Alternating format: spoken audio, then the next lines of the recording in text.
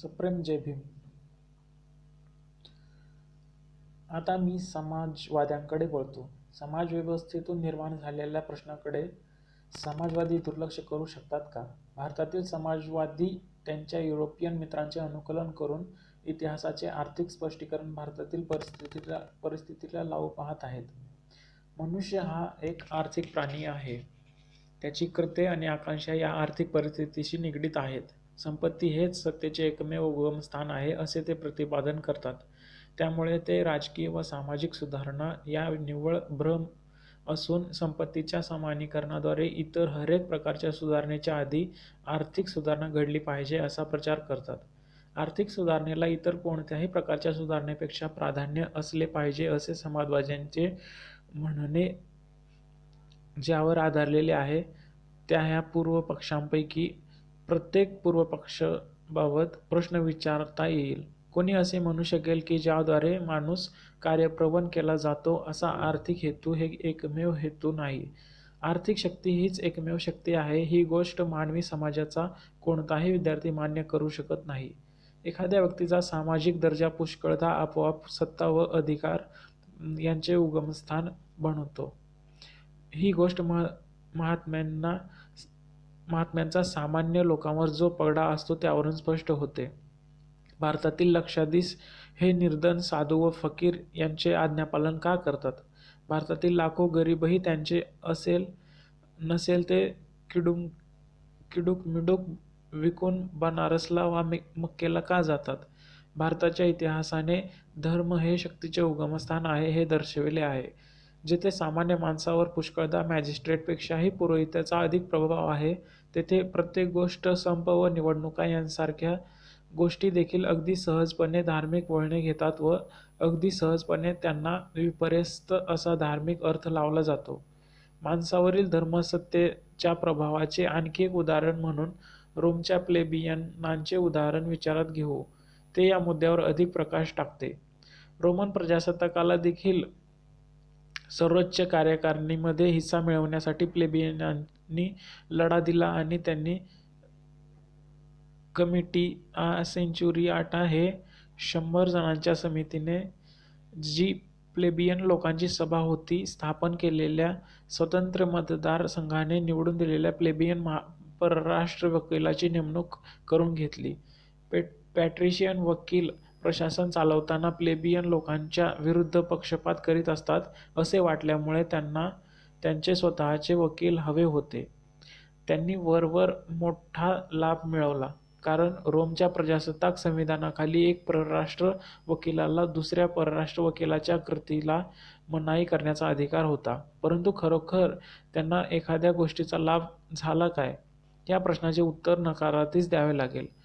ज्याला प्रबळ माणूस म्हणता आले असते व जो पॅट्रिशियन परराष्ट्र वकिलापेक्षा अधिक स्वतंत्र राहून कार्य करू शकला असता अशा प्लेबियन परराष्ट्र वकील प्लेबियनांना कधीच मिळू शकत नव्हता. प्लेबियनांच्या स्वतंत्र मतदार संघाद्वारे प्लेबियन परराष्ट्र वकिलाची निवड झाली असती.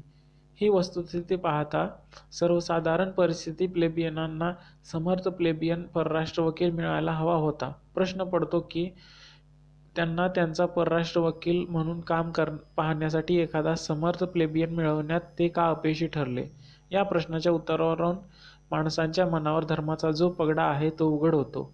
संपूर्ण रोमन लोकसमुदायाने मान्य केलेले तत्व असे होते की डेल्फीच्या कौलाने तो देवतेस स्वीकारार्ह आहे असे जाहीर केल्याशिवाय कोणताही अधिकारी आपल्या पदाचा कार्यभार स्वीकारू शकत नव्हता. डेल्फीच्या देवतेच्या मंदिराचा ताबा असलेले पादरी हे सर्वच्या सर्व पॅट्रिशियन होते. त्यामुळे जेव्हा केव्हा प्लेबियनांनी पॅट्रिशियनांचा विरोध केलेला अथवा भारतात प्रचलित असलेला शब्द वापरायचा तर जातीयवादाला विरोध केला, पक्षाचा समर्थ माणूस म्हणून ओळखण्यात येणारा परराष्ट्र वकील निवडला त्या वेळेला कौलाद्वारे न चुकता जाहीर केले गेले की तो देवतेला स्वीकारार्ह नाही. अशा प्रकारे प्लेबियनांना त्यांच्याच हक्काच्या बाबतीत फसवण्यात आले. परंतु लक्षात घेण्यासारखी गोष्ट म्हणजे प्लेबियनांनी अशा प्रकारे स्वतःला फसवू दिले कारण त्यांना सुद्धा पॅट्रिशियन आवडत होते एखाद्या अधिकाऱ्याने त्याचा कर्तव्यभार स्वीकारण्यापूर्वी देवतेची मान्यता मिळवणे ही अपूर्व अट होती आणि लोकांनी केलेली निवड ही पुरेशी नाही असा त्यांचा दृढ विश्वास होता. जर प्लेबेनांनी लोकांची निवड पुरेशी असून देवतेची मान्यता आवश्यक नाही असे म्हटले असते तर त्यांना ते प्राप्त झाले त्यापेक्षा अधिक राजकीय हक्कांचा संपूर्ण फायदा मिळवता आला असता, परंतु त्यांनी तसे केले नाही. ते आपल्यासाठी कमी योग्यतेचा परंतु देवतेसाठी अधिक योग्यतेचा वास्तविक अर्थाने पॅट्रिशियन लोकांच्या अधिक अधीन असलेला असा दुय्यम दर्जाचा माणूस निवडण्यास तयार झाले. कदाचित धर्माचा त्याग करण्यापेक्षा ज्याच्यासाठी ते एवढे निकराने लढले त्या भौतिक लाभांचा त्यांनी त्याग केला. धर्म हे पैशापेक्षा अधिक मोठे नसले तरी पैशासारखेच सत्तेचे उगमस्थान असू शकते, ही गोष्ट यावरून दर्शविली जात नाही काय? युरोपियन समाजाच्या सध्याच्या अवस्थेत सत्तेचे उगमस्थान म्हणून संपत्ती ही वर्चस्व गाजवणारी असल्यामुळे तीच गोष्ट भारतात देखील लागू आहे किंवा तीच गोष्ट भूतकाळात युरोपात देखील लागू होती अशी कल्पना करून घेण्यात समाजवाद्यांची चूक झाली आहे. धर्म, सामाजिक दर्जा व संपत्ती ही सर्व सत्तेची व प्राधिकरणाची उगमस्थाने आहेत. ती ज्या माणसाकडे असतील तो दुसऱ्याच्या स्वातंत्र्यावर नियंत्रण आणतो. एका टप्प्यावर एकाचे वर्चस्व असते व दुसऱ्या टप्प्यावर दुसऱ्याचे वर्चस्व असते. हाच केवळ फरक आहे. स्वातंत्र्य हा जर आदर्श असेल, जर स्वातंत्र्य याचा अर्थ एकाच्या दुसऱ्यावर असलेल्या वर्चस्वाचा नाश असा असेल तर उघडच जिचा पाठपुरावा करावा अशा योग्यतेच्या सुधारणेचा एक प्रकार म्हणून आर्थिक सुधारणेचा आग्रह धरता येऊ शकत नाही. एका विशिष्ट काळात आणि विशिष्ट समाजात सत्तेचे व वर्चस्वाचे उगमस्थान जर सामाजिक व धार्मिक असेल तर सामाजिक सुधारणा व धार्मिक सुधारणा या आवश्यक स्वरूपाच्या सुधारणा म्हणून स्वीकारल्याच पाहिजेत.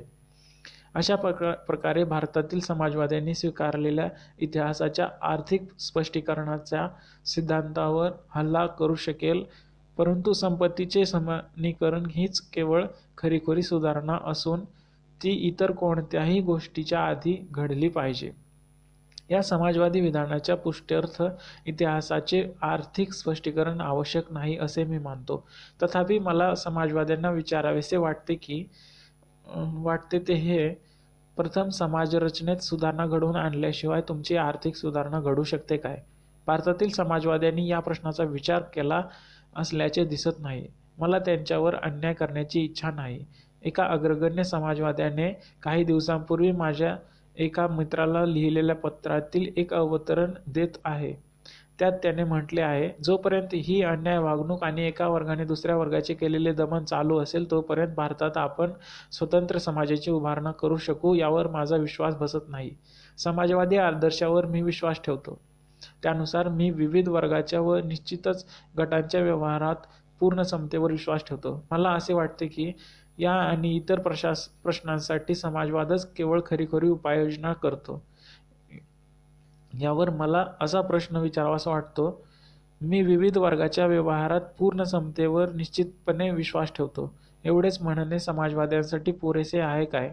असाच विचार पुरेसा आहे असे म्हणणे हे समाजवादात जे अंतर्भूत आहे त्याविषयी संपूर्ण अज्ञान प्रकट करणे होय. जर समाजवाद हा व्यावहारिक कार्यक्रम असेल तर तो केवळ अंधुक व दूरचा आदर्श नसेल तर समाजवाद माणूस समतेवर विश्वास ठेवतो की नाही हा प्रश्न नाही. एक वर्ग दुसऱ्या वर्गाला वाईट वागणूक देत आहे व त्याचे दमन करीत आहे याचा व्यवस्थेचा एक भाग म्हणून, तत्वाचा एक भाग म्हणून तो विचार करतो किंवा कसे व अशा प्रकारे एक वर्ग दुसऱ्या वर्गापासून विभक्त करण्यासाठी जुलूम व जबरदस्ती चालू देतो किंवा कसे, हा त्याच्यासाठी खरा प्रश्न आहे. मी माझा मुद्दा पूर्णपणे स्पष्ट करण्यासाठी समाजवाद समजून घेण्यात अंतर्भूत असलेल्या घटकांचे मी विश्लेषण करू इच्छितो. आता हे उघड आहे की समाजवाद्यांनी कल्पना केलेली आर्थिक सुधारणा सत्ता काबीज करण्यात परिणत होणारी क्रांती झाल्याशिवाय घडू शकत नाही. त्यासाठी कामगार वर्गाने सत्ता काबीज केलीच पाहिजे. माझा पहिला प्रश्न असा आहे, ही क्रांती घडवण्यासाठी भारतातील कामगार वर्ग एकत्र येईल काय? अशी कृती करण्यासाठी माणसांना कोणती गोष्ट प्रेरित करेल? मला असे वाटते की इतर गोष्टी समान असल्यामुळे अशी कृती करण्यास माणसांना प्रेरित करेल अशी एकमेव गोष्ट म्हणजे तो त्यांच्याशी वर्तन करीत आहे त्या दुसऱ्या माणसाबरोबर समता व बंधुता आणि सर्वात महत्त्वाचे म्हणजे न्याय या भावनेने कार्यप्रवण झालेली भावना होय.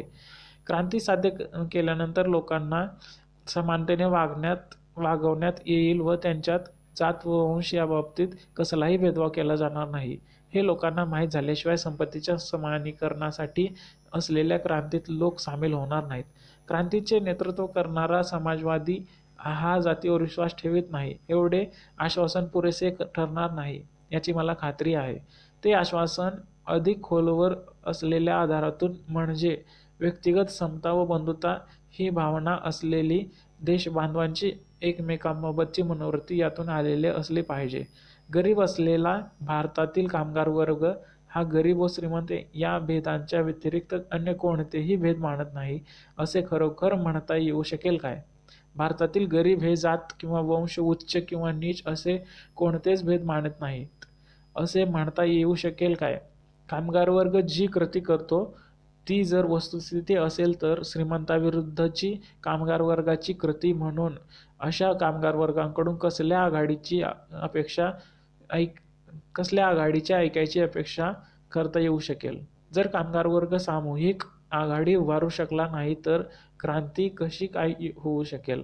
युक्तिवादासाठी जरी अशी कल्पना केली की काही विलक्षण योगायोगाने क्रांती घडली आणि समाजवादी सत्तेवर आले तर भारतात प्रचलित असलेल्या विशिष्ट समाजव्यवस्थेने निर्माण केलेल्या प्रश्नांची त्यांना तड लावावे लागणार नाही काय? ज्यांनी भारतीय लोकांना उच्च आणि नीच, स्वच्छ आणि अस्वच्छ असे भेद पाळावयास लावले आहेत त्या पूर्वग्रहांनी निर्माण केलेल्या प्रश्नांशी न झुंजता भारतातील समाजवादी राज्य एक क्षणभर तरी कसे काय चालू शकेल याची मी कल्पनाच करू शकत नाही. जर समाजवादी लोक तोंडाने चांगले उद्गार काढण्यापुरतेच समाधानी नसतील, समाजवाद्यांना समाजवाद स्पष्टपणे वास्तव्यात आणायचा असेल तर त्यांनी समाज सुधारण्याचा प्रश्न हा मूलभूत प्रश्न आहे हे मान्य केलेच पाहिजे. त्याशिवाय त्यांची सुटका नाही. भारतात प्रचलित असलेली समाजव्यवस्था ही अशी आहे की तिची समाजवाद्याला व्यवस्था लावलीच पाहिजे. त्याने असे केल्याशिवाय तो क्रांती साध्य करू शकत नाही आणि जरी नशिबाने ती त्याला साध्य करता आली तरी त्याला जर त्याचे ध्येय प्रत्यक्षात आणण्याची इच्छा असेल तर त्यासाठी त्याला झुंजही द्यावीच लागेल हे माझ्या मते निर्विवाद आहे. त्याने जर क्रांतीच्या आधी जातीव्यवस्था विचारात घेतली नसेल तर त्याला क्रांतीनंतर ती विचारात घेणे भाग पडेल. दुसऱ्या शब्दात सांगायचे म्हणजे तुम्हाला वाटेल त्या दिशेने कोणत्याही दिशेने जा. तुम्ही या राक्षसाला ठार केल्याशिवाय तुमची राजकीय सुधारणा होऊ शकणार नाही, तुमची आर्थिक सुधारणा होऊ शकणार नाही. जय भीम. तुम्हाला हे लिखाण वाचन कसे वाटले याबद्दल प्रतिक्रिया कळवा आणि सबस्क्राईब, शेअर करा, लाईक करा. जय भीम.